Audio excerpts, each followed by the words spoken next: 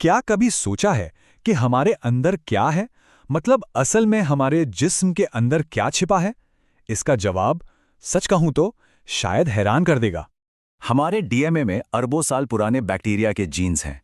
जी हाँ, जिंदगी के जो सबसे पहले निशान थे वो आज भी हमारे अंदर मौजूद हैं। और सिर्फ इतना ही नहीं, हमारे कंकाल का जो बेसिक ढांचा है, हमारी रीढ़ की हड्डी, हमारी पसलियां, ये सब हमें सीधे सीधे लाखों साल पहले पानी में तैरने वाली एक पुरानी मछली से विरासत में मिला है। असल में हमारे अंदर एवोल्यूशन यानी विकास की पूरी कहानी लिखी हुई है। हम सब जिंदगी की इस कहानी के चलते फिरते म्यूजियम हैं। तो चलिए इसी अविश्वसनीय सफर पर निकलते हैं। पता लगाते हैं कि कैसे एक मामूली से सिंगल सेल से आज का सबसे कॉम्प्लेक्स जीव यानी इंसान बना। लेकिन इस कमाल के सफर को शुरू करने से पहले यह समझना जरूरी है कि वो कौन सी ताकत है जो इसे चलाती है, एवोल्यूशन का सबसे बुनियादी नियम। और वो ताकत है नेचुरल सिलेक्शन यानी कुदरती चुनाव। ये एक ऐसा प्रोसेस है जिसमें जो जीव अपने माहौल में सबसे अच्छे से ढल जाते हैं वो जिंदा रहते हैं और अपनी यही खूबी अगली पीढ़ी को पास कर देते हैं।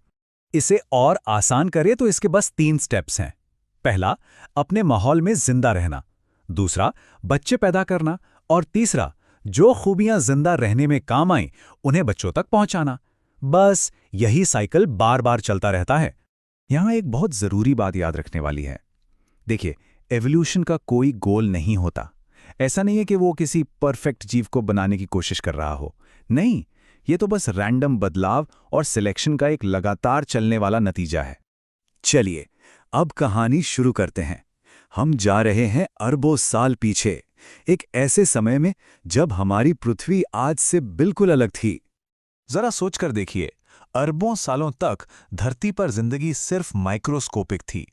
मतलब विशाल समंदरों में खरबों सिंगल सेल वाले जीव बस तैर रहे थे। फिर एक बहुत बड़ा बदलाव आया। सिंपल सेल्स ज्यादा कॉम्प्लेक्स बन गए। इन नए सेल्स के अंदर एक सेंट्रल कमांड सेंटर था, न्यूक्लियस, जो डीएनए को बचाता था, और साथ ही थे खास ऑर्गन्स यानी ऑर्गेनेल्स जिनका अपना अपना काम था। ये एवोल्यूशन की कहानी का एक बहुत बड़ा टर्निंग पॉइंट था जिसने आगे चलकर कॉम्प्लेक्स जिंदगी का रास्ता खोला। तो इन नए कॉम्प्लेक्स सेल्स के साथ जिंदगी अब अपने अगले बड़े पड़ाव के लिए तैयार थी। एक ऐसा दौर जहां जबरदस्त क्रिएटिविटी और नए नए एक्सपेरिमेंट्स होने वाले थे। अरबों साल की सिंप्लिसिटी के बाद करीब 54 करोड़ साल पहले जिंदगी में अचानक जैसे एक धमाका हुआ। एकदम से तरह तरह के और कॉम्प्लेक्स जीव सामने आ गए। इसे ही कैम्ब्रियन एक्सप्लोजन कहते हैं। समझिए, ये जिंदगी का अपना बिग बैंग था। इस क्रिएटिव धमाके ने तो खेल के सारे नियम ही बदल दिए। पहली बार असली आंखें बनी जिससे जीव अपने आसपास देख सकते थे, रिएक्ट कर सकते थे। चलना फिरना और ज्यादा एडवांस्ड हो गया। और सबसे जरूरी बात, यहीं से शिकारी और शिकार की रेस शुरू हुई जिसने एवोल्यूशन को और भी रफ्तार दे दी। तो जिंदगी ने समुंदर तो जीत लिया था। अब अगला बड़ा चैलेंज था एक बिल्कुल नई दुनिया यानी सूखी जमीन।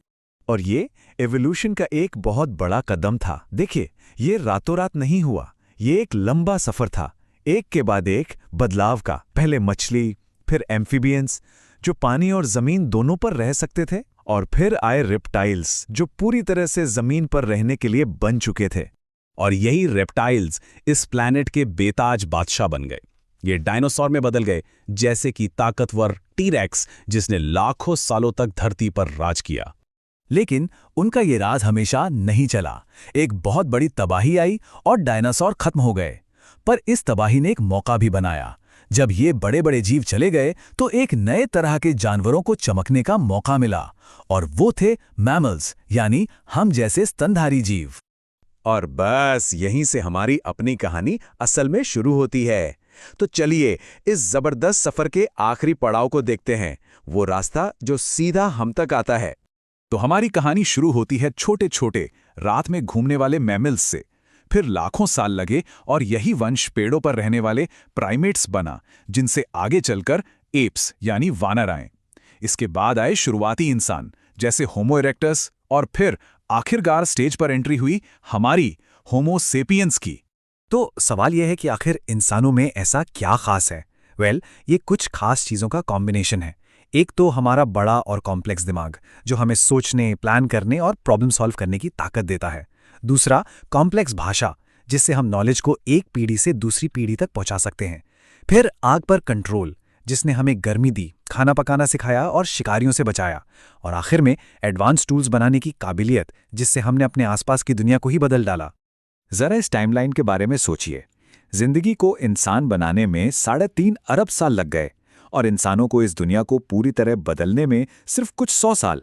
ये जो कमाल का सफर है, एक सिंगल सेल से एक ऐसी स्पीशीज तक जो पूरे प्लैनेट को बदल सकती है, ये हमें एक बहुत बड़े सवाल पर लाके खड़ा कर देता है। क्या इस पूरे यूनिवर्स में हम अकेले हैं? और इसी सवाल का जवाब हम ढूंढेंगे अगले चैप्टर में।